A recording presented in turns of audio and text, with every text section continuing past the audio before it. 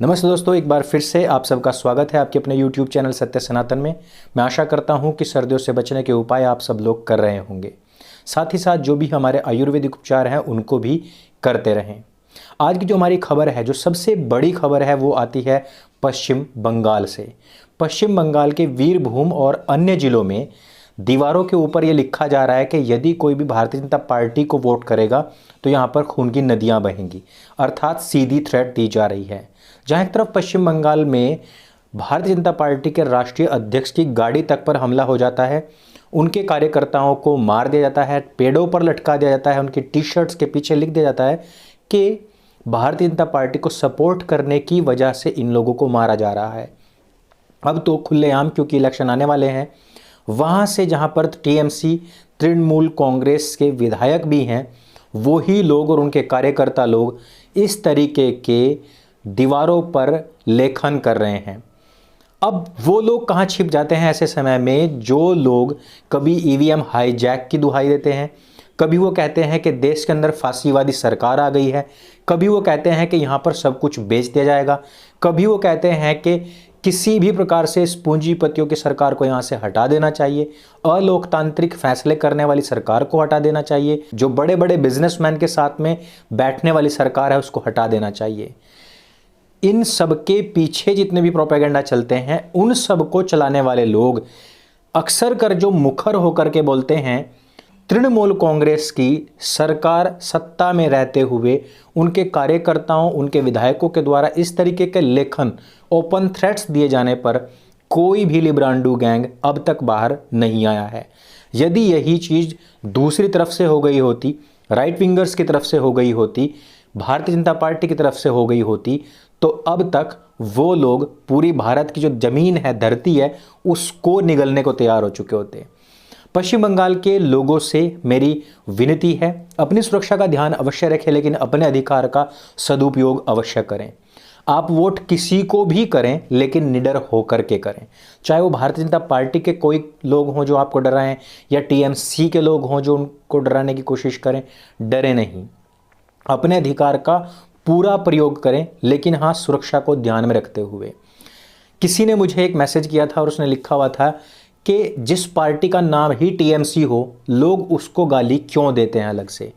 इस बात को मैं समझ नहीं पाया था। दर्शकगण बहुत ही शार्प माइंडेड हैं, जिन लोगों को भी ये बात समझ में आए जरूर मुझे बताएं कि ये टीएमसी और गाली का क्या संबंध है। कमेंट बॉक्स में आकर के बताएं। हो सकता है कि अगली वीडियो में मैं आपके नाम के सहित बताऊं कि आप लोगों की कितनी शार्प बुद्धि है, कितना तेज दिमाग है।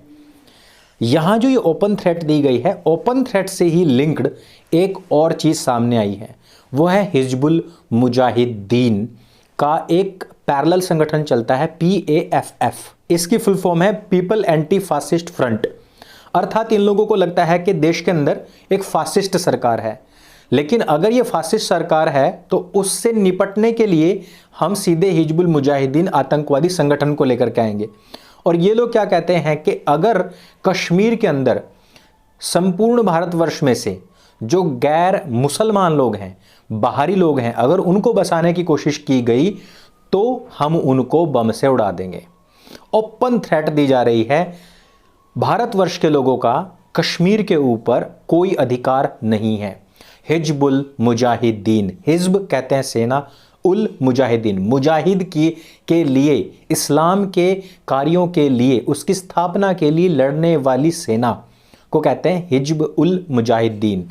यानी कि इस्लाम के नाम पर इतने सारे संगठन बनते हैं, वो लोगों को ओपन थ्रेट देते हैं। इवन इंजमाम उल हक कहता है कि अगर हम लोग, यानी कि इस्लाम जो है, अगर वो अपने पूरे फेस में आ जाए तो पूरी दुनिया के अंदर कोई भी गैर इस्लामिक नहीं रह सकता।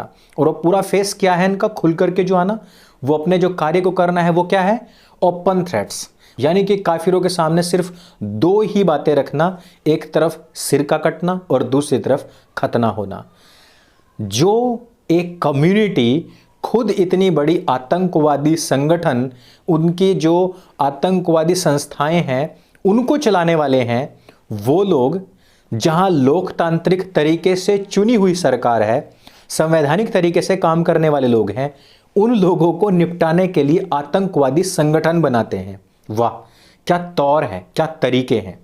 और इन कश्मीरियों को और इन्हीं सब मुद्दों को सपोर्ट करने के लिए आपके मीडिया के अंदर ये सारे लोग बैठे हुए हैं।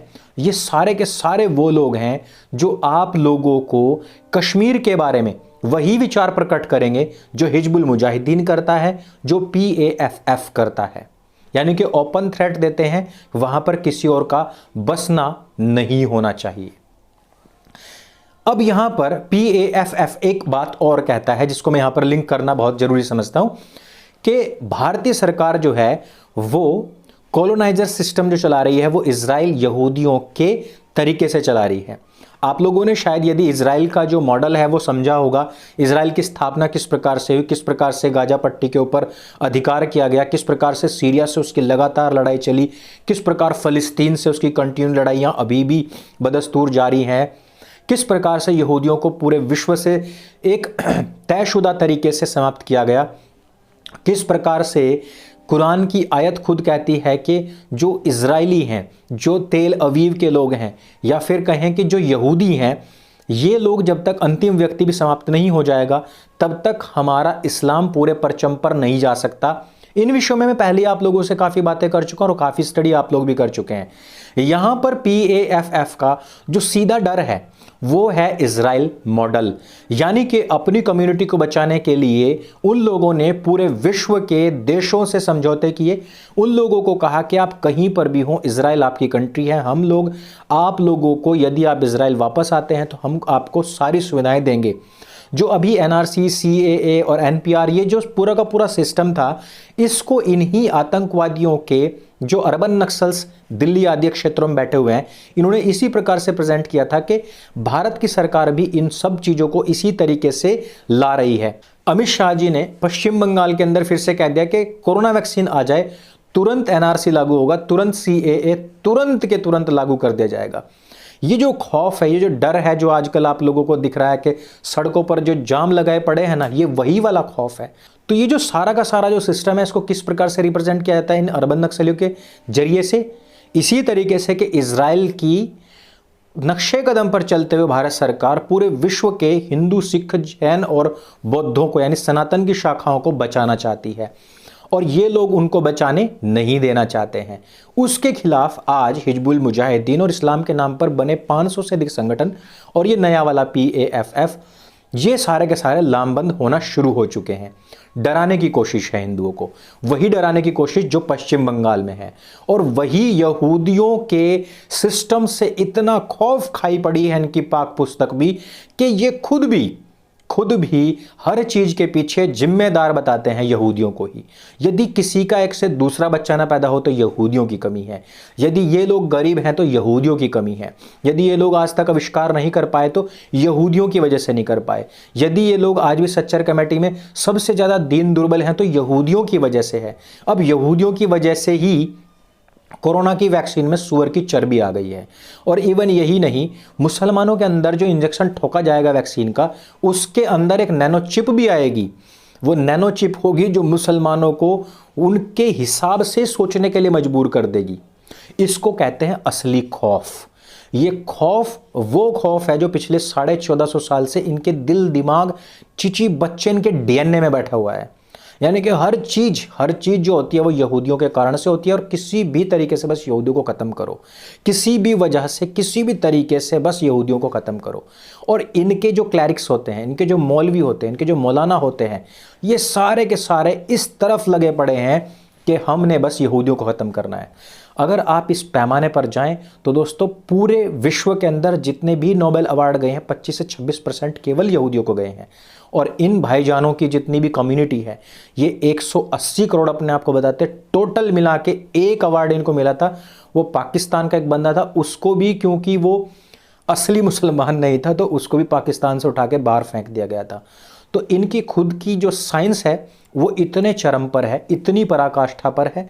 लेकिन जो लोग तरक्की करते हैं, जो लोग चाहते हैं कि हम इस विश्व को कुछ दे पाएं, उन लोगों से जेलसी भी होती है, क्योंकि ये पैदा 2020 में होते हैं, लेकिन इनकी जो सोच है वो पैदा हो चुकी होती है 1450 साल पहले ही।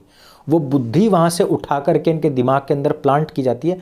शरीर भले ही नया हो, दिमाग 1400 साढ़े 1400 साल पहले वाला ही होता है।